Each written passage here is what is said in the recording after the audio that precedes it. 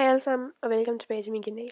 Som I kan se i dag, så skal vi snakke om baby lips. Jeg har udvalgt 3 baby lips, som jeg har tænkt mig at vise jer noget omkring.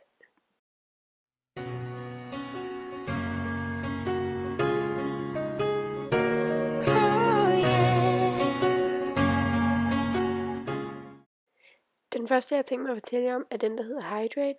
Det er den blå baby lips, som har et lyserødt låg. Selve læbepommaden er gennemsigtig, hvilket gør, at den ikke giver nogen farve, men den blødgør virkelig dine læber, og jeg synes, den er rigtig god, og det er min yndlings. Den næste, det er den, der hedder Peach Kiss. Det der er med den giver ikke lige så meget blødhed.